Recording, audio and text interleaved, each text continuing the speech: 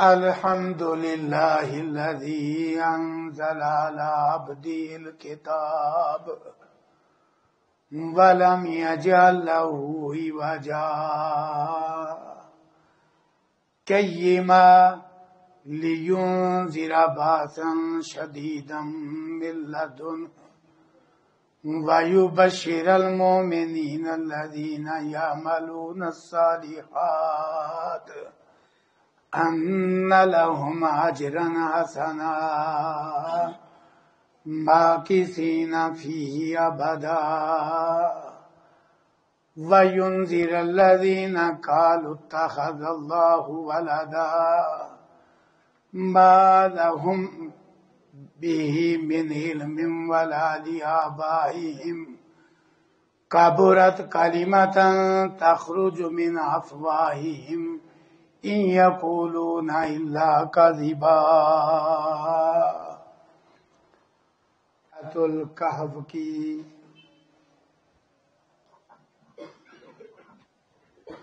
ابتدائی چند آیات کریمات اس وقت خطبہ میں پڑھی گئی ہیں۔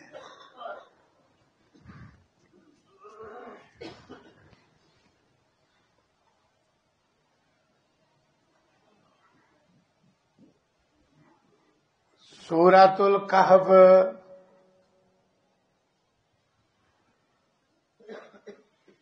قرآن کریم کی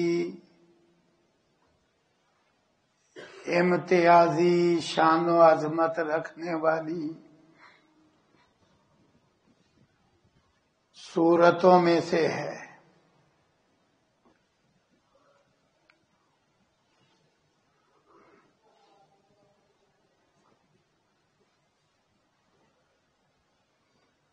صحیح مسلم میں ہے، امام الانبیاء جناب محمد الرسول اللہ صلی اللہ علیہ وسلم نے ارشاد فرمایا، من حفظ 10 آیات من اول سورۃ الکہف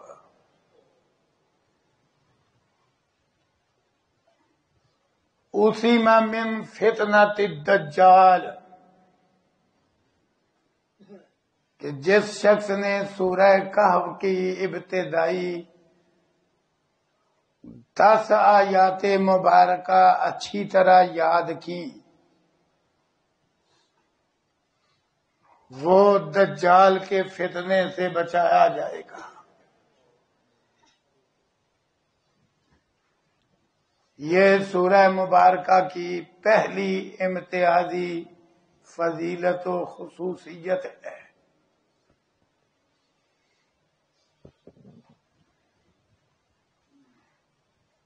اور صحیح مسلم کی اس حدیث میں سورۃ الکہف کی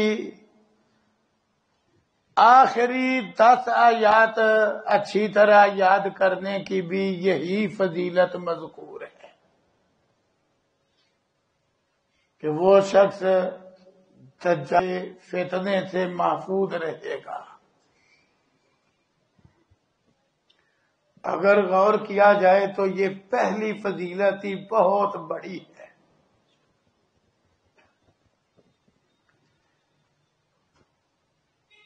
دجال کا فتنہ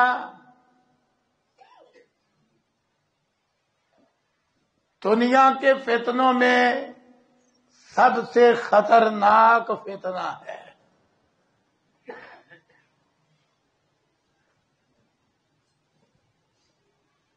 صحیح البخاری میں حدیث ہے، رسول اللہ صلی اللہ علیہ وسلم نے فرمایا،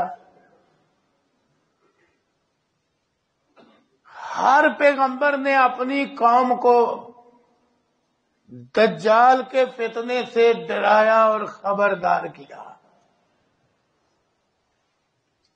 پھر آپ فرماتے ہیں حتیٰ کہ نوح علیہ السلام نے بھی اپنی قوم کو دجال کے فتنے سے خبردار کیا، یعنی ایسا فتنہ ہے۔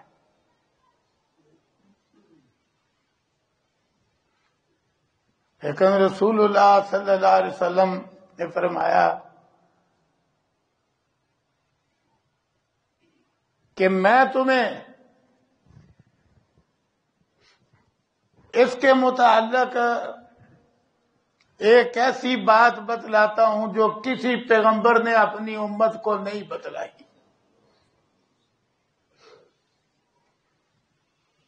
اب دجال نے ربوبیت کا دعویٰ بھی کرنا ہے تو آپ نے فرمایا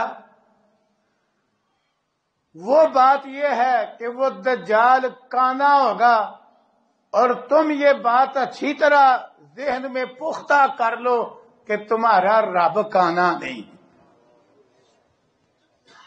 اللہ اکبر. فرمایا یہ بات صرف میں تمہیں بتلا رہا ہوں، پہلے کسی پیغمبر نے اپنی امت کو نہیں بتلائی. فرمایا وہ کانا ہوگا، اس کی دائیں آنکھ ایسی ہوگی جیسے ابھرا ہوا انگور کا دانہ ہے. فرمایا اس طرح کا وہ کانا ہوگا اور تمہارا رب کانا نہیں.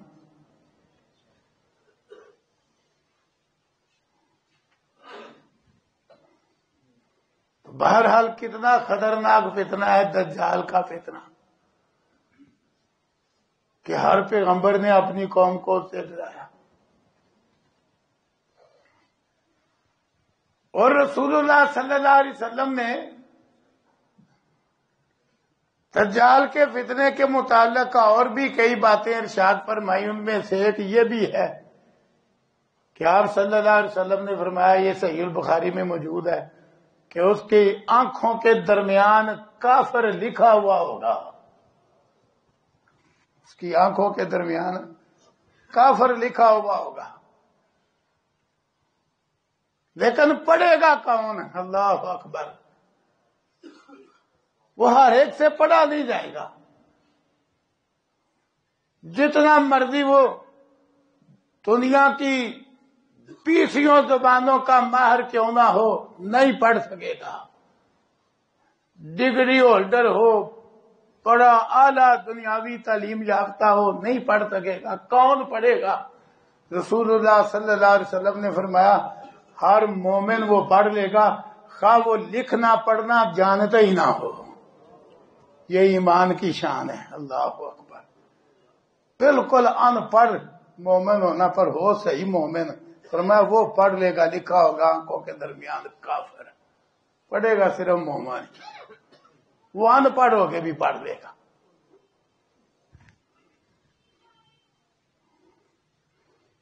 اب کیونکہ اسے ظاہری اسباب کے بغیر بطور استدراج اور ڈھیل کچھ چیزیں دی گئی ہوں گی، اس لیے بڑے لوگ گمراہ ہوں گے. اس لیے اس فتنے کو خطرناک فتنہ قرار دیا گیا. اور جوں جوں وقت گزر رہا ہے وہ فتنہ قریب آ رہا ہے، تو پھر بچاؤ کی تو زیادہ تدبیر کی ضرورت ہے. تو رسول اللہ صلی اللہ علیہ وسلم نے یہ سورہ کہف کی پہلی فضیلت بیان فرمائی کہ اس کی ابتدائی 10 آیتیں یا آخری 10 آیتیں جو شخص اچھی طرح یاد کر لے وہ دجال کے فتنے سے محفوظ رہے گا. یعنی اس کی زندگی میں وہ آ بھی جائے نا تو اسے نقصان نہیں پہنچا سکے گا. اور دیکھو یوں اللہ تعالیٰ کی قدرت کہ اللہ تعالیٰ نے جہاں بطور ڈھیل بطور امتحان اسے بہت ساری چیزیں دی ہوئی ہوں گی، لیکن اللہ تعالیٰ اسے اہل ایمان کے سامنے رسوا بھی بری طرح کرے گا. رسول اللہ صلی اللہ علیہ وسلم نے بڑی وضاحتیں فرمائی. آپ نے فرمایا اس کے ساتھ آگ بھی ہوگی اور پانی بھی ہوگا، لیکن جو دیکھنے میں آگ ہوگی وہ حقیقت میں ٹھنڈا میٹھا پانی ہوگا، اور جو دیکھنے میں پانی نظر آ رہا ہوگا نا وہ حقیقت میں آگ ہوگی.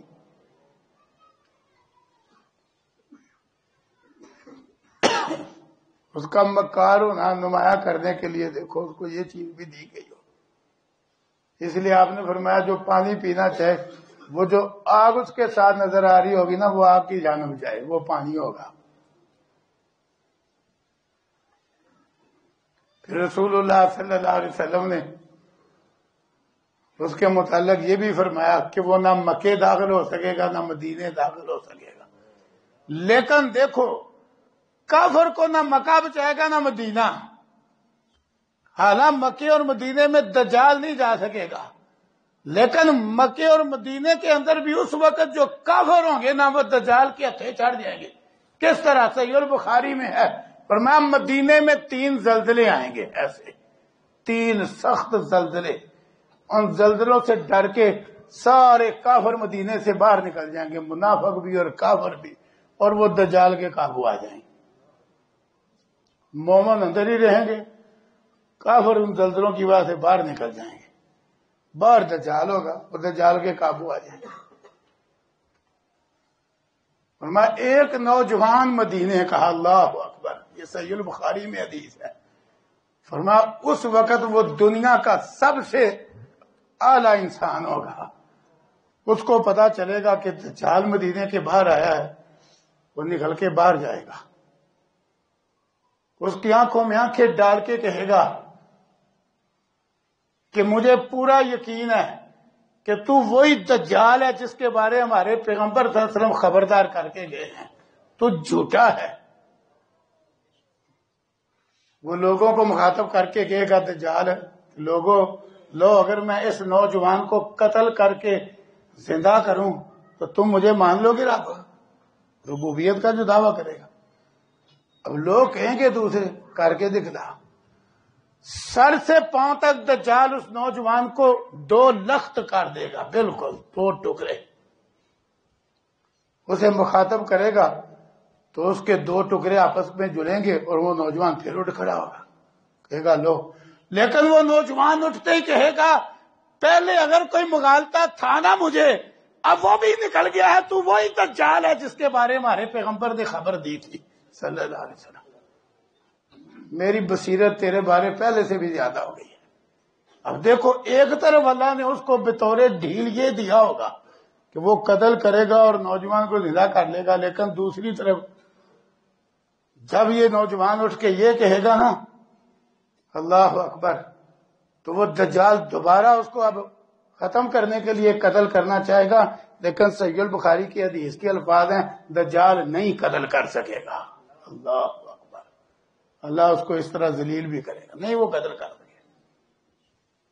وہ پوری کوشش کرے گا لیکن وہ نوجوان اس سے قتل نہیں ہو سکے گا. وہ مومن جو اس وقت کا بہترین انسان ہوگا.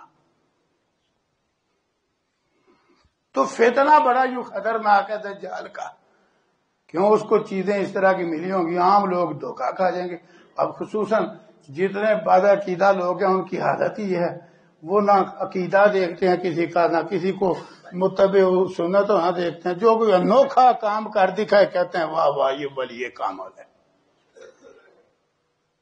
لوگوں کی حالت یہ. تو ایسے لوگوں نے دجال کو بھی پیر سمجھ لینا، اس کے یہ انوکھے کرتب دیکھ کے انہوں نے اس کو بھی پیر سمجھ لینا. جو بڑی بڑی مونچھوں والوں کو اور رگڑ کے داڑھی منڈے ہوئے لوگوں کو، جو نہ نماز پڑھتے ہیں نہ روزہ رکھتے ہیں اور بالکل وہ اسلام کے خلاف چلتے ہیں، وہ ان کی چند چیزیں دیکھ کے انہیں پیر مان لیتے ہیں جو آج لوگ. تو وہ دجال کو بھی بڑا کچھ مان لیں گے. ایسے لوگوں نے قابو آنا ہے دجال کے، اور کس نے آنا. جو صحیح معنوں میں توحید والا مومن ہوگا اس کو تو ماتھے سے لکھا ہوا نظر آ جائے گا کافر. جو آج ایسے جعلی لوگوں کے قابو نہیں آتے وہ انشاءاللہ اللہ کی توفیق سے دجال کے فتنے سے بھی بچ جائیں گے. مومن جو ہوتا ہے نا صحیح معنوں میں مومن، اس کی بصیرت ہی بڑی ہوتی ہے. وہ جلدی کی گمراہ کرنے والے لوگوں کے ہتھے نہیں چڑھتا جو صحیح معنوں میں مومن ہو. تو بہرحال سورہ کہف کی پہلی فضیلت رسول اللہ صلی اللہ علیہ وسلم نے جو اس حدیث میں بیان فرمائی وہ یہ ہے کہ جو سورہ کہف کی ابتدائی یا آخری 10 آیتیں اچھی طرح یاد کر لے وہ دجال کے فتنے سے محفوظ رہے گا. پھر ایک حدیث میں آپ نے یہ حکم بھی دیا کہ اگر کسی کی زندگی میں دجال آ جائے، سامنا ہو جائے، تو یہ اس کے سامنے سورہ کہف کی 10 آیتیں پڑھے تو دجال اس کا کچھ بھی نہیں بگاڑ سکے گا. تو سامنے آنے پر پڑھ بھی تو پھر وہی سکے گا نا جس کو یاد ہوگی، اس لیے یاد کرو. یہ یاد کرو اور انہیں یاد رکھو. یہ بہت بڑی فضیلت ہے سورہ کہف کی ابتدائی یا آخری 10 آیتوں کی.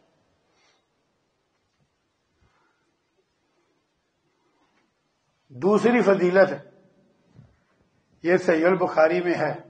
حضرت برا بن عازب رضی اللہ عنہ راوی ہیں. وہ بیان کرتے ہیں ایک شخص رات سورہ کہف اپنے گھر میں پڑھ رہا تھا. قریب اس کا گھوڑا بندھا ہوا تھا، وہ بدکنے لگ گیا. یہ سوچنے لگا کہ یہ گھوڑا کیوں بدکنے لگ گیا.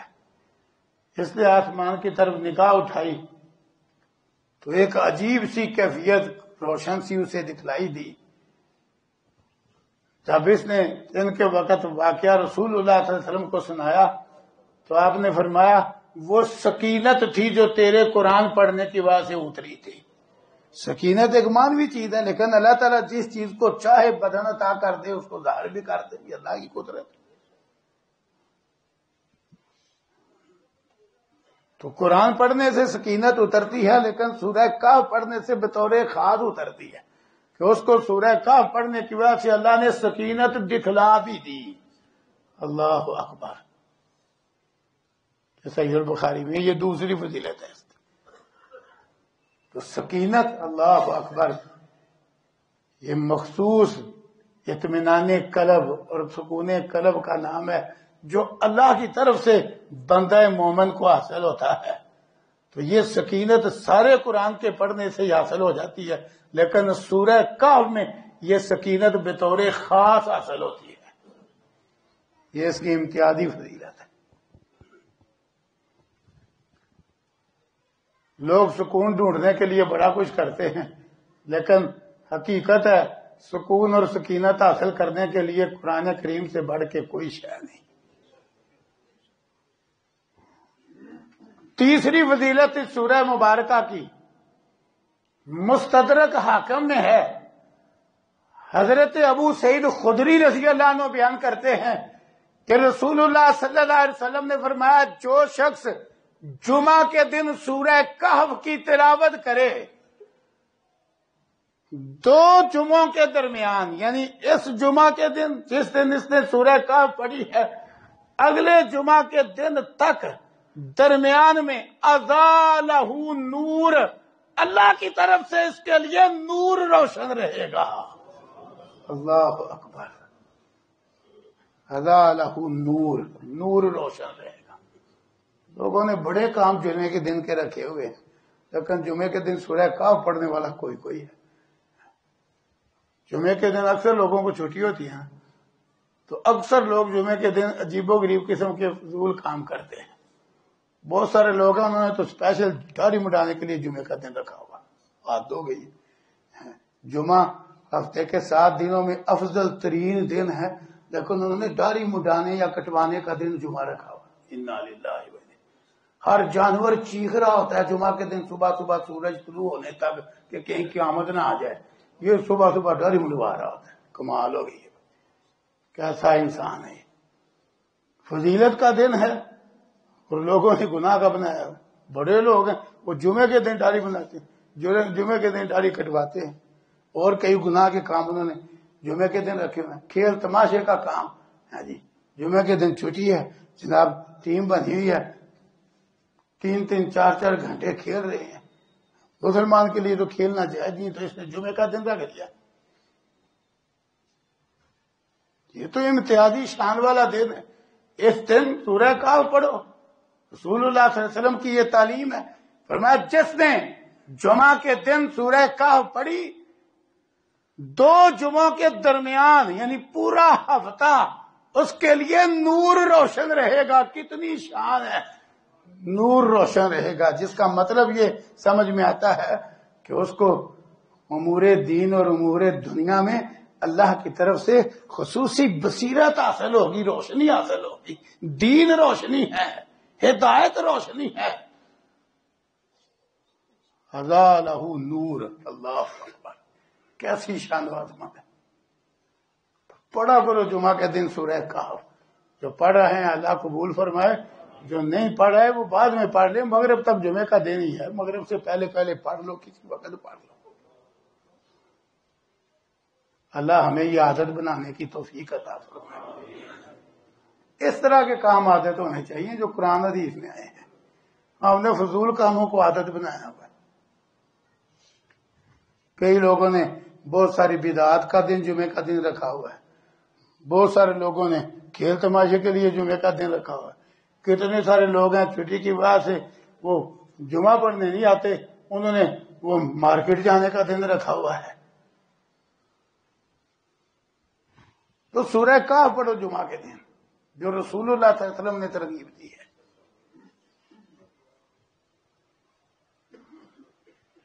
یہ تین فضیلتیں صحیح احادیث سے ثابت ہیں۔ پہلی تو حدیث ہی صحیح مسلم کی ہے، دوسری فضیلت والی حدیث صحیح البخاری کی ہے، تیسری یہ مستدرک حاکم کی ہے۔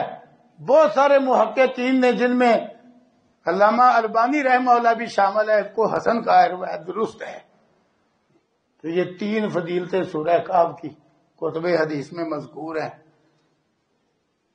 یوں اس کی ایک چوتھی امتیازی خصوصیت بھی ہے، وہ یہ کہ قرآن کریم میں 5 صورتیں ایسی ہیں جو الحمدللہ سے شروع ہوتی ہیں۔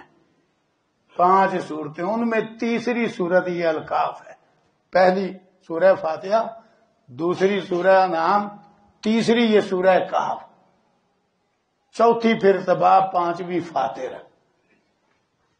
یہ بھی ایک امتیازی کیفیت ہے بعض صورتوں کی کہ کچھ صورتیں اللہ نے تسبیح سے شروع فرمائی ہیں اور کچھ الحمدللہ سے۔ سورہ کہف کی ابتدا الحمدللہ سے ہے، پھر الحمدللہ سے ابتدا کر کے اس کی ابتدائی آیتوں میں اللہ رب العزت نے بڑا زبردست مضمون ذکر کیا ہے جو دین کا نچوڑ ہے ایک طرح کا۔ فرمایا الحمدللہ الذی انزل علی عبدہ الکتاب ولم یجعل لہ عوجا۔ ساری تعریفیں اللہ کے لیے، اللہ اکبر، ساری تعریفیں اللہ کے لیے۔ یہ بات بہت بڑی حقیقت ہے۔ کیوں؟ ساری تعریفیں اس کی ہو سکتی ہیں جس میں کمال کی ساری خوبیاں موجود ہوں، اور کوئی مخلوق نہیں جس میں کمال کی ساری خوبیاں ہوں۔ کسی میں کوئی خوبی ہے تو کسی میں کوئی خوبی، ایسی کوئی مخلوق نہیں، مخلوق میں سے کوئی فرد نہیں جس میں سارے کمالات ہوں، یہ یاد رکھنا۔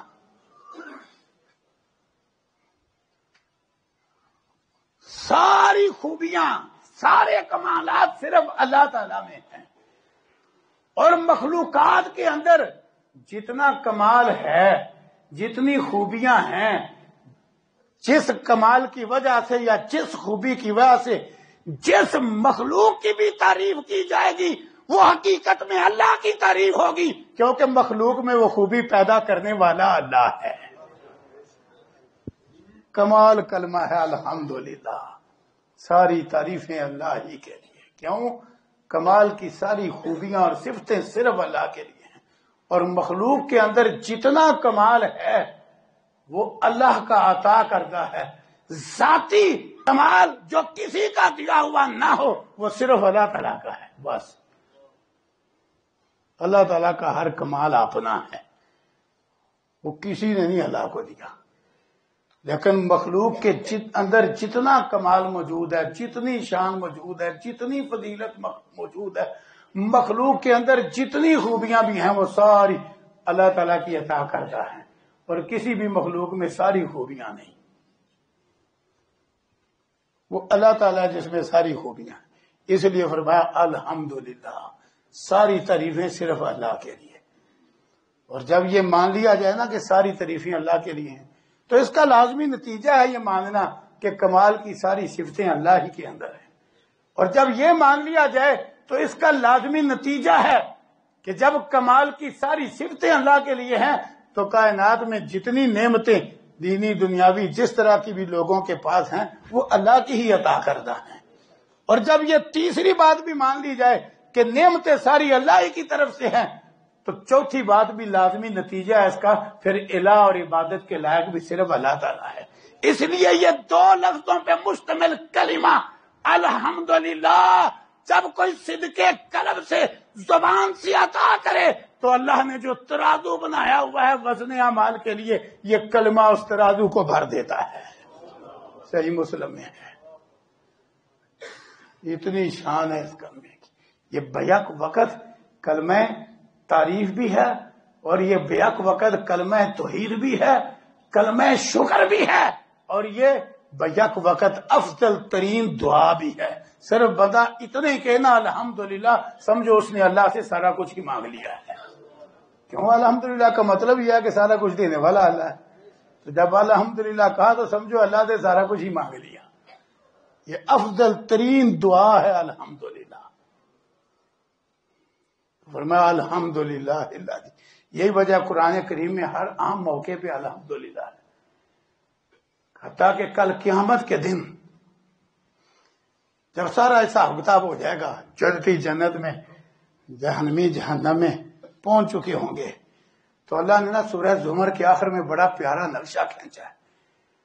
جنتیوں کا جنت میں جانا بھی بیان کیا، جہنمیوں کا جہنم میں پہنچنا بیان کیا، تو پھر اللہ تعالیٰ نے اپنے جلال اور جمال کا نقشہ کھینچا ہے۔ فرمایا اس وقت تم دیکھو گے جنتی جنت میں جا چکے، جہنمی جہنم میں، تو تم دیکھو گے فرشتے اللہ کے عرش کے گرد گھیرے ہوئے ہوں گے، اپنے رب کی حمد کے ساتھ تسبیح پڑھ رہے ہوں گے۔ فیصلے کا جو وعدہ تھا اللہ کی طرف سے وہ فیصلہ ہو چکا ہوگا، تو اس وقت ہر طرف ایک پکار لگے گی، وکیل الحمدللہ رب العالمین، یہ کہہ دیا جائے گا ساری تعریفیں اللہ کے لیے جو سارے جہانوں کا رب ہے۔ اس وقت یہ کہہ دیا جائے گا، تو دیکھو اس اہم ترین موقع میں بھی کیا کہا جائے گا، الحمدللہ۔ جنتی بڑا کچھ بول کے جو اب لوگوں کو نہیں معلوم ہے، وہ بول کے بھی اللہ کی تعریف کریں گے، سانس کی طرح تسبیح چلے گی جنتیوں کی، سانس کی طرح۔ یہاں تو آدمی زبان سے کوئی ذکر کرنا چاہے تو باقی کلام روکتا ہے نا، وہاں یہ سانس کی طرح کہ بغیر مشقت کے، بغیر تکلیف کے، حالانکہ سب سے زیادہ آسان زبان چلانی ہے، لیکن وہاں سانس کی طرح، جس طرح سانس اپنے آپ بندہ لے رہا ہے، سارے کام بھی کرتا جاتا ہے، سانس کی طرح زبان پہ اللہ کا ذکر جاری ہوگا۔ لیکن جس طرح کی بھی اللہ کی تعریف کریں گے، قرآن کہتا ہے وآخر دعواہم ان الحمدللہ رب العالمین، جنتیوں کی بھی اخیر پکار، سب سے بڑھ کے پکار یہی ہوگی الحمدللہ رب العالمین۔ یہ کلمہ ہی ایسا ہے۔ فرمایا الحمدللہ الذی انزل علی عبدہ الکتاب، ساری تعریفیں اللہ کے لیے۔ اللہ تعالیٰ نے قرآن میں جہاں الحمدللہ بولا ہے، ساتھ اس دعوے کی کوئی نہ کوئی دلیل دی ہے۔ یہاں کیا دلیل دی؟ فرمایا ساری تعریفیں اللہ کے لیے۔ کس اللہ کے لیے؟ الذی انزل علی عبدہ الکتاب، جس نے اپنے بندے پر، اللہ اکبر، بندے سارے اللہ کے ہیں، لیکن جس کو اللہ بطور خاص اپنا کہے اس کی شان ہی اپنی ہے۔ رسول اللہ صلی اللہ علیہ وسلم کے بارے یہاں لفظ بولا ساری تعریفیں اللہ کے لیے جس نے اپنے بندے پر، اللہ اکبر، یہ پیار بھرا، محبت بھرا انداز، اپنے بندے پر یہ کتاب اتاری، عظیم الشان کتاب، ایسی کتاب وَلَمْ يَجْعَلْ لَهُ عِوَجًا، جس کتاب میں ٹیڑھ ہے ہی نہیں، آج تک نہیں کوئی نکال سکا، ٹیڑھ ہے ہی نہیں۔ یہاں میں موقع کی مناسبت سے ایک بات کرتا جاؤں، ٹیڑھ ہے ہی نہیں۔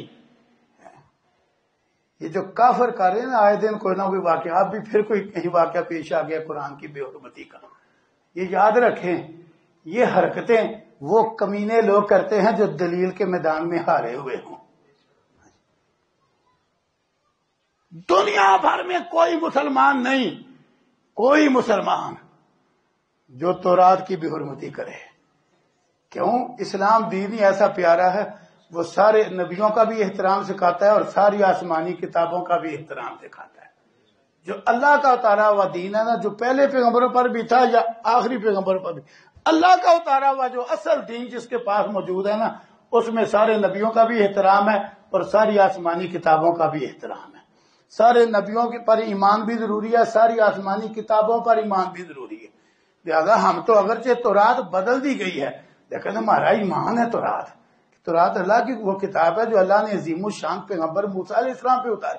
ہم کیسے تورات کی گستاخی کر سکتے ہیں؟ سنن نبی داؤد میں ہے رسول اللہ صلی اللہ علیہ وسلم نے ایک موقع پہ تورات منگوائی. جب یہودیوں نے جھوٹ بولا نا تو تورات منگوائی.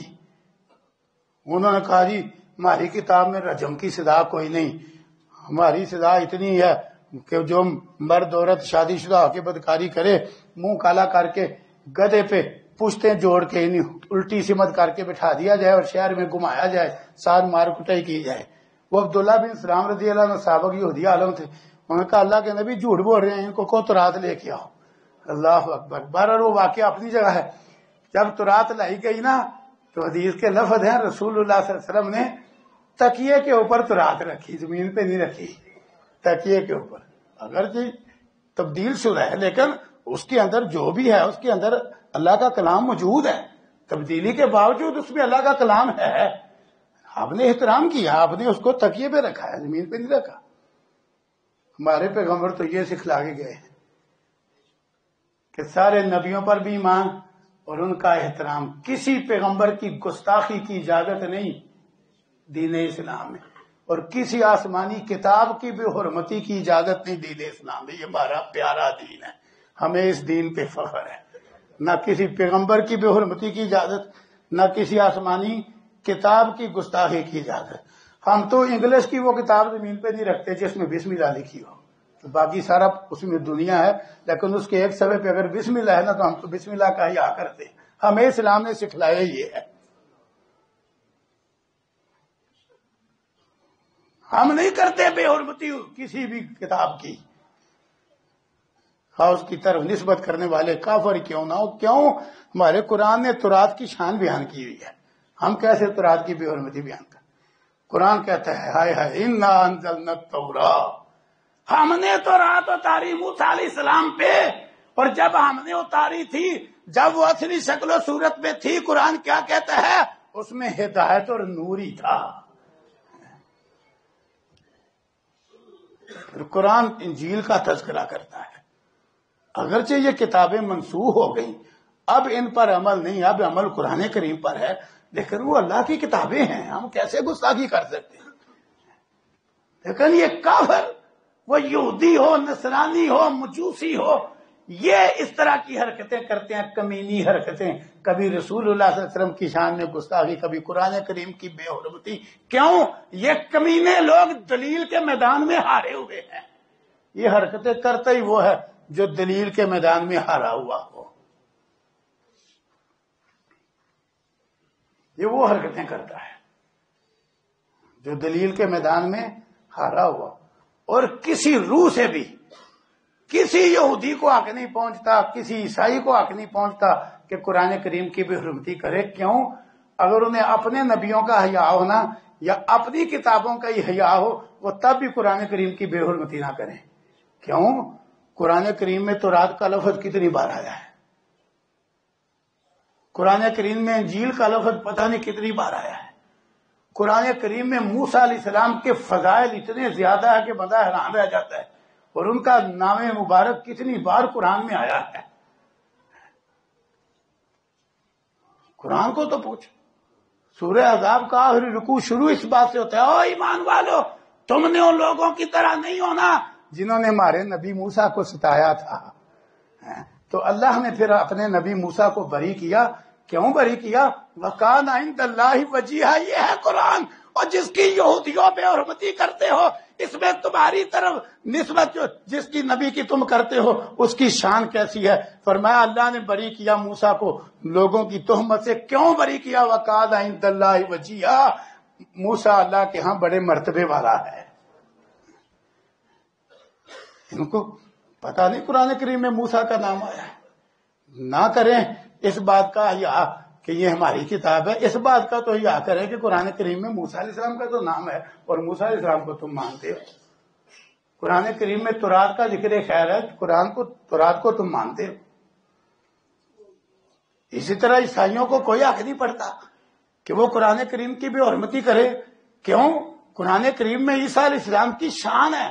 یہودیوں نے عیسیٰ علیہ السلام کو معاذ اللہ غلط کاری کا نتیجہ کہا، لیکن اللہ نے سورہ آل عمران میں، سورہ مریم میں ساری حقیقت بیان کر کے عیسیٰ علیہ السلام کی پیدائش کی یہ ثابت کیا کہ نہیں، عیسیٰ علیہ السلام ایک انتہائی پاک دامن خاتون مریم کے بیٹے ہیں، بغیر باپ کے کیوں پیدا ہوئے، اللہ نے پیدا کیا ہے.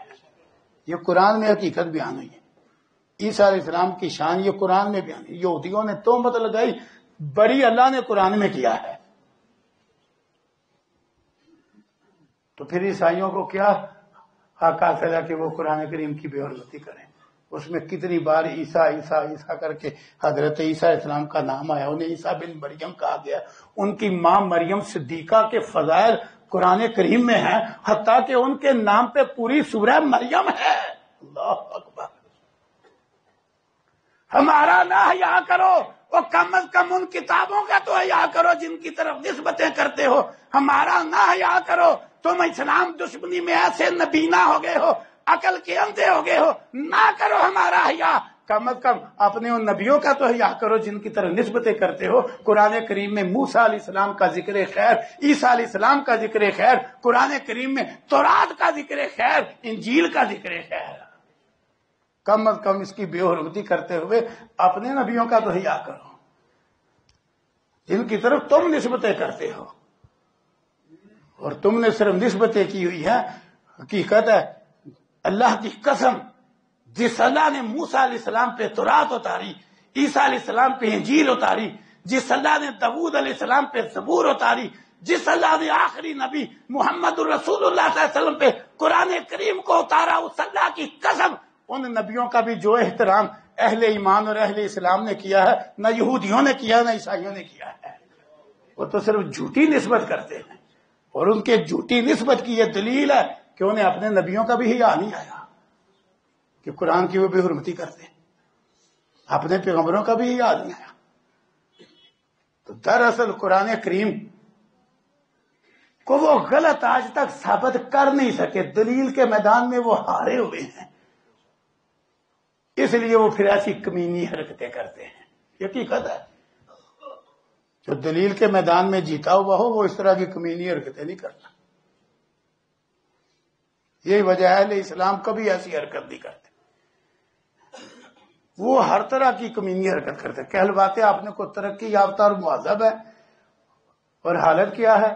کبھی پیغمبر صلی اللہ علیہ وسلم کی گستاخی، کبھی قرآن کریم کی بے حرمتی، کبھی مسلمانوں کی سول آبادیوں پہ حملے، مسلمانوں کی عورتوں اور بچوں کو ذبح کرنا. یہ ساری کمینی حرکتیں. رسول اللہ صلی اللہ علیہ وسلم تو جہاد کے لیے قافلہ بھیجتے، کھڑا کر کے جہاں انہیں الوداعی دعائیں دیتے وہاں تربیت دیتے. اٹھاؤ صحیح مسلم، تربیت دیتے، خبردار کافروں کا بھی بوڑھا بزرگ نہیں مارنا. اگرچہ کافر ہے، وہ کمزور ہے، اس بوڑھے نے کیا کرنا، نہیں مارنا. عورت کو نہیں قتل کرنا، عورت ہے، کمزور ہے. بچے پہ نہیں اسلحہ چلانا، بچہ بچہ ہی ہے، کافروں کا کیوں نہ ہو.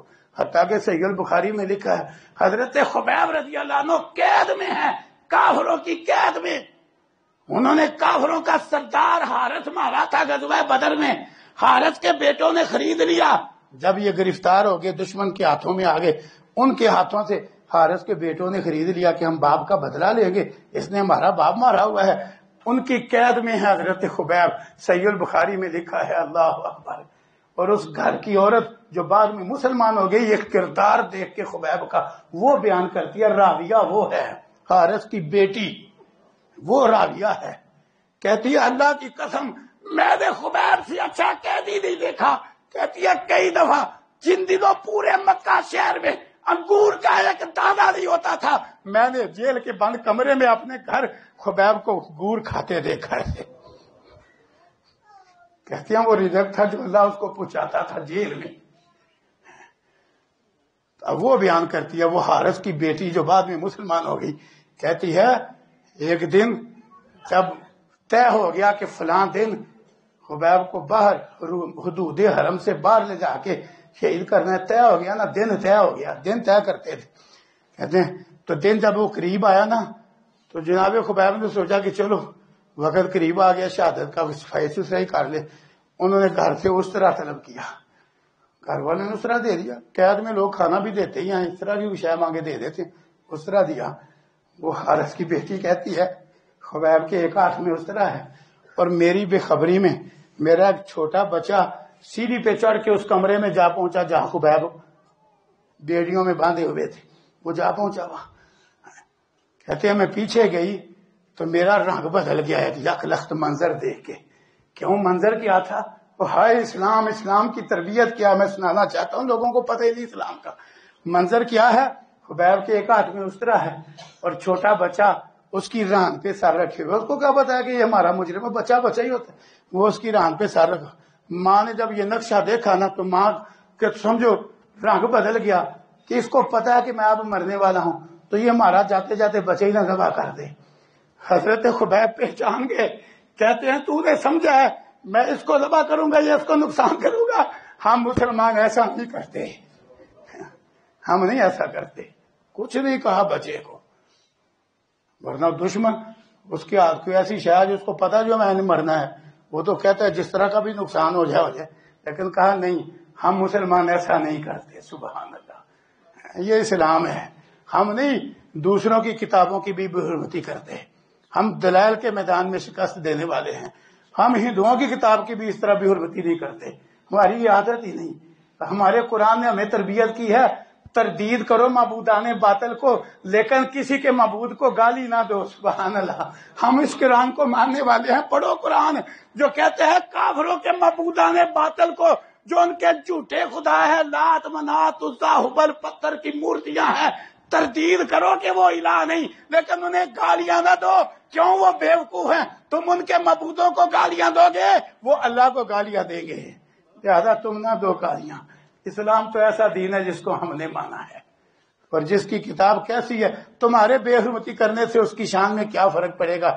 اللہ فرماتے ہیں ساری تعریفیں اس اللہ کے لیے جس نے اپنے بندے پہ کتاب اتاری اور اس میں ٹیر رکھی ہی نہیں۔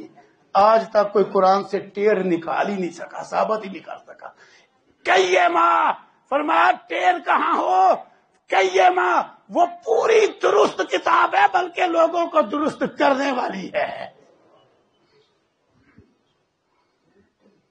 پھر چند لفظوں میں قرآن کا مقصد سمجھا دیا، کیوں اتاری ہے اس اللہ نے اپنے بندے پہ کتاب، کیوں اتاری ہے؟ لِيُنذِرَ بَأْسًا شَدِيدًا مِّن لَّدُنْ، تاکہ وہ سخت عذاب سے ڈرائے جو اللہ کی طرف سے ہے، اور صرف ڈرائے ہی نہیں، جہاں کافروں کو، مشرکوں کو، مجرموں کو سخت عذاب سے ڈرانے کے لیے یہ کتاب ہے، وہاں وَيُبَشِّرَ الْمُؤْمِنِينَ الَّذِينَ يَعْمَلُونَ الصَّالِحَاتِ أَنَّ لَهُمْ أَجْرًا حَسَنًا، اور وہاں یہ کتاب ان مومنوں کو جو نیک عمل کرنے والے صحیح مومن ہیں، ان مومنوں کو خوشخبری دینے والی ہے کہ ان کے لیے بڑا ہی اچھا اجر ہے، بڑا ہی اچھا۔ وہ کتنا اچھا اجر ہوگا جس کو کائنات کا رب اجرن حسنا کہہ رہے ہیں، فرمایا ان کے لیے بڑا اچھا اجر ہے، اور اچھا ہونے کے ساتھ ساتھ ماں کے سینہ فیہ ابدا، وہ اس اچھے اجر میں ہمیشہ رہنے والے ہیں۔ اور یہ کتاب بطور خاص اللہ نے اس لیے اتاری ہے وَيُنذِرَ الَّذِينَ قَالُوا اتَّخَذَ اللَّهُ وَلَدًا، تاکہ بطور خاص ان لوگوں کو ڈرائے جو کہتے ہیں معاذ اللہ اللہ کی اولاد ہے۔ اللہ کی اولاد جو کہتے ہیں، یہودی کہتے ہیں عزیر اللہ کا بیٹا، عیسائی کہتے ہیں عیسیٰ اللہ کا بیٹا، عرب کے مشرک کہتے تھے فرشتے اللہ کی بیٹیاں، ورنہ بطور خاص ان کو ڈرانے والی ہے یہ کتاب جو کہتے ہیں کہ اللہ نے اولاد پکڑی ہے۔ مَا لَهُمْ بِهِ مِنْ عِلْمٍ وَلَا لِآبَائِهِمْ، فرمایا جو اولاد کا عقیدہ رکھے کہ اللہ کی اولاد ہے، فرمایا اس کے پاس نہ کوئی دلیل ہے اور نہ ہی اس کے باپ دادا کے پاس کوئی دلیل ہے، فرمایا جھوٹ بولتے ہیں، جھوٹ ہے۔ اللہ اکبر، اور بہت بری بات کہتے ہیں، دلیل کوئی نہیں اس کی ان کے پاس۔ کبرت کلمۃ تخرج من افواہہم ان یقولون الا کذبا، فرمایا بہت بڑی بات ہے یہ جو ان کے منہوں سے نکلتی ہے، جو کسی کو اللہ کا بیٹا کہتے ہیں، کسی کو اللہ کی بیٹی کہتے ہیں، ان کے پاس دلیل کوئی نہیں، بہت بری بات ہے، اور وہ صرف اور صرف جھوٹ بولتے ہیں، ورنہ اللہ کا نہ کوئی بیٹا ہے نہ بیٹی ہے۔ تو یہ ہے وہ ابتدائی آیتیں جن کی تھوڑی سی جھلک میں نے دکھلائی ہے کہ سورہ کہف کی یہ ابتدائی آیتیں، وہ اصحاب کہف کی دعا پہ یہ 10 آیتیں ختم ہوتی ہیں. اللہ اکبر. اس کے بعد اللہ نے رسول اللہ صلی اللہ علیہ وسلم کا جذبہ خیر خواہی بیان کیا، اور میں اللہ کا باقی نفسہ کا اللہ آثارہم، کس خیر خواہ نبی کی ہم امتی ہیں، یہ اللہ کا ہمارے اوپر خاص انعام ہے. فرمایا اللہ کا باقی نفسہ کا اللہ آثارہم ان لم یؤمنوا بہذا الحدیث اسفا. اے ہمارے پیارے نبی، شاید آپ اس دکھ میں اپنے آپ کو ہلاک ہی کر لیں گے کہ لوگ ایمان کیوں نہیں لاتے ہیں. اور آپ کو یہ اتنا جذبہ تھا کہ لوگ ایمان لا کر جہنم سے بچ جائیں اور جنت میں چلے جائیں، کہ وہ جذبہ ہم بیان ہی نہیں کر سکتے وہ کتنا تھا، کہ اللہ نے اس کا نقشہ ایسے الفاظ میں کھینچا ہے کہ آپ اپنے آپ کو اس دکھ سے ہلاک ہی کر دیں گے کہ لوگ اس بات پر، قرآن پر ایمان نہیں لاتے. اتنی خیر ہے. آج باپ 2-4 دفعہ بیٹے کو کہتے ہیں نماز پڑھ، بیٹا نہیں نا نماز پڑھتا تو باپ کہتا چل جا جانا میں. لیکن رسول اللہ صلی اللہ علیہ وسلم کتنے خیر خواہ تھے. آپ کو گالیاں کھا کے، ماریں کھا کے، صعوبتیں جھیل کے، تکلیفیں اٹھا کے آپ لوگوں کو جہنم سے بچانے کی کوشش کر رہے ہیں. کیسے خیر خواہ تھے. اللہ اکبر. کیسے خیر خواہ. پھر اللہ تعالیٰ نے اس دنیا کا امتحان ہونا بیان کیا ان 10 آیتوں میں. وَإِنَّا جَعَلْنَا مَا عَلَى الْأَرْضِ زِينَةً لَهَا لِنَبْلُوَهُمْ أَيُّهُمْ أَحْسَنُ عَمَلًا. فرمایا یہ دنیا میں جو کچھ ہے یہ عارضی رونق ہے امتحان کے لیے، کہ کون اس رونق میں مست ہو کے آخرت کو بھول جاتا ہے، قبر حشر کو بھول جاتا ہے، اور کون اس رونق کو ضرورت کی حد تک رکھتا ہے اور قبر حشر یاد کر کے کامیاب ہو جاتا ہے اور نیک اعمال کرتا ہے. فرمایا ہم نے یہ رونق اس لیے بنائی ہے، امتحان ہے یہ. اب کتنے لوگ ہیں جو اس دنیا کے زیب و زینت اور رونق میں مست ہو کے قبر حشر سارا کچھ برباد کروا بیٹھتے ہیں، اور کتنے لوگ ہیں جو دنیا کی اس رنگینیوں میں خرمست نہیں ہوتے، ان کی نظریں آخرت تک جاتی ہیں اور وہ آخرت کے لیے نیک اعمال کر کے کامیاب ہو جاتے ہیں. فرمایا یہ امتحان ہے. یہ عارضی ہے سارا کچھ. وَإِنَّا لَجَاعِلُونَ مَا عَلَيْهَا شَهِيدًا جُرُودًا. ایک وقت آئے گا جو کچھ روئے زمین پہ ہے سارا ہم نے تباہ کر کے چٹیل میدان کر دینا ہے. یہ کوٹھیاں، یہ بنگلے، یہ کارخانے، یہ پلازے، یہ محلات، یہ سونے والے پہاڑ، چاندی اگلنے والے پہاڑ، اللہ اکبر، یہ بڑا کچھ اللہ نے زمین میں رکھا ہے. فرمایا ہر شے ہم نے برابر کر کے اس کو چٹیل میدان کر دینا ہے. جس کے اوپر لوگ مر رہے ہیں یہ تو عارضی ہے. یہ ہے سورہ کہف کی ابتدائی آیتیں جن کی یہ شان ہے کہ جو انہیں حفظ کرے گا وہ دجال کے فتنے سے بچایا جائے گا. پھر فرمایا ام حسبت ان اصحاب الکہف والرقیم کانوا من آیاتنا عجبا. کیا تم نے سمجھ لیا کہ وہ غار والے اور رقیم والے وہ ہماری نشانیوں میں کوئی بڑی انوکھی نشانیاں؟ نہیں، ہماری نشانیاں تو اس سے بڑھ کر ہیں. پھر ان کی تعریف کی، کیوں وہ بھی مومن تھے جنہوں نے ایسی قربانی دی تھی ایمان اور عقیدہ بچانے کے لیے. انہوں نے اپنا چلتا کاروبار، گھر بار سارا کچھ چھوڑا تھا اور غار میں جا پناہ لی تھی. کیوں؟ سارا ملک کافر اور مشرک تھا، وہ کسی کو توحید پہ رہنے نہیں دیتا تھا. انہوں نے ہر شے داؤ پہ لگا کے اپنا ایمان بچایا. اذا والفتیۃ، اللہ نے ان کی شان قرآن میں قیامت تک کے لیے محفوظ کر دی. اذا والفتیۃ الی الکہف. جب چند نوجوانوں نے غار میں جگہ پکڑی اور اللہ سے دعائیں التجائیں کی انہوں نے، اللہ اکبر، کہ یا اللہ تو ہمارے معاملے میں ہمیں صحیح ہدایت عطا فرما، تو ہماری حفاظت فرما. غار میں پناہ بھی لی اور اللہ سے دعائیں التجائیں بھی کی. آگے پھر اس صورت میں سابق کا واقعہ بھی مذکور ہے. بہرحال یہ ابتدائی آیتیں جو 10 ہیں یہ سابق کی اس دعا پہ ختم ہوتی ہیں. اذا والفتیۃ الی الکہف وقالوا ربنا آتنا من لدنک الرحمہ وہیئ لنا من امرنا رشدا. یہ 10ویں آیت ہے. تو ان 10 آیتوں کی یہ فضیلت ہے کہ جو ان کو اچھی طرح یاد کرے گا دجال جیسے خطرناک فتنے سے محفوظ رہے گا. اللہ اصلاح اور عمل کی توفیق دے. اللہ چھوٹے بڑے تمام فتنوں سے بچائے. وآخر دعوانا ان الحمدللہ رب العالمین. کہتے ہیں کسی کی شراکت داری کرنا ہے تو کیا اس کے لیے استخارہ درست ہے؟ جو کام بھی جائز ہے اس کے لیے استخارہ کرنا صرف درست ہی نہیں بلکہ رسول اللہ صلی اللہ علیہ وسلم کی ترغیب ہے۔ آپ وہ حکم دیتے تھے استخارہ کرو، کیوں؟ استخارہ اصل میں اللہ سے مدد مانگنا ہے، خیر طلب کرنا ہے، جس کا مفہوم یہ ہے کہ یا اللہ علم تیرے پاس ہے، قدرت بھی تیرے پاس ہے۔ مختصر مفہوم یہ ہے کہ یا اللہ اگر تیرے علم کے مطابق یہ کام میرے حق میں دنیا میں، دین میں، آخرت کے حساب سے اچھا ہے تو میرے لیے آسان کر دے اور میرے لیے اس میں برکت ڈال دے، اور اگر یہ میرے لیے دین میں، دنیا میں، آخرت میں اچھا نہیں تو یا اللہ مجھے اس سے پھیر دے، اس کو مجھ سے پھیر دے، اور میرے لیے خیر والا کام مقدر کر دے، وہ جہاں کہیں بھی ہو، اور مجھے پھر اس خیر والے کام پہ راضی کر دے۔ یہ مفہوم ہے استخارہ کا، تو کرنا چاہیے لیکن پورے اخلاص سے کیا جائے، کیونکہ دعا ہے استخارہ۔ اللہ نے کوئی بیماری نہیں اتاری جس کی شفا نہ اتاری ہو، وہ لوگوں کے علم میں آئی یا نہ آئی، یا شفا اس وقت ہوتی ہے جب اللہ کا حکم ہو، ورنہ اللہ نے اتاری ہے۔ تو اس لیے اسباب جائز اختیار کرنے کے ساتھ ساتھ اثر رجوع اللہ کی طرف کرنا چاہیے کہ اللہ تعالیٰ شفا عطا فرمائے۔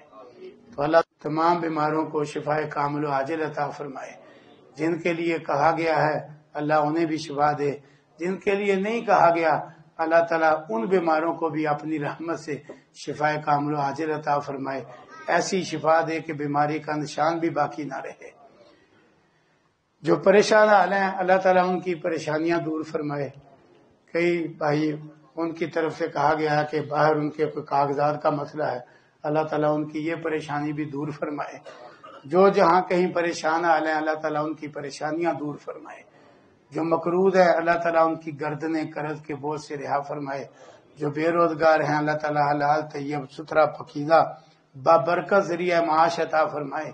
جن کا ذریعہ ہے برکت نہیں ہے اللہ ان کے رزق حلال میں خیر و برکت اور خیر کثیر پیدا فرمائے۔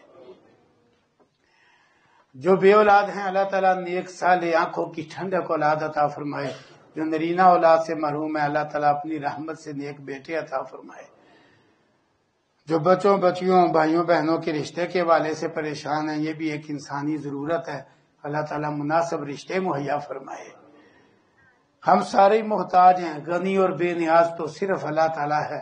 اللہ تعالیٰ ہم سب کی جائز ضرورتیں، نیک تمنائیں، اچھی آرزویں پوری فرمائے۔ اللہ تعالیٰ ہمیں مکمل طور پہ اسلام میں داخل فرمائے، پکا سچا نمازی با عمل با اخلاق با کردار مومن و مسلم بننے کی توفیق عطا فرمائے۔ اللہ تعالیٰ ہمارے وطن عزیز پاکستان کی حفاظت فرمائے، اندرونی بیرونی ظاہری و باطنی دشمنوں اور سازشوں سے بچائے، امن و سلامتی کا گہوارہ اور اسلام کا قلعہ بنائے۔ اللہ تعالیٰ پورے عالم اسلام کی حفاظت فرمائے، عالم اسلام کو عالم کفر کی سازشوں سے بچائے۔ جتنے مومن بندے بندیاں ایمان والے توحید والے اسلام والے دنیا سے جا چکے، اللہ اپنی رحمت سے ان کی بشری خطائیں معاف فرمائے، انہیں جنت الفردوس میں اعلیٰ علیین میں اونچا مقام عطا فرمائے، انہیں قبر کے عذاب اور جھٹکے سے بھی محفوظ فرمائے۔ اللہم صلی علی محمد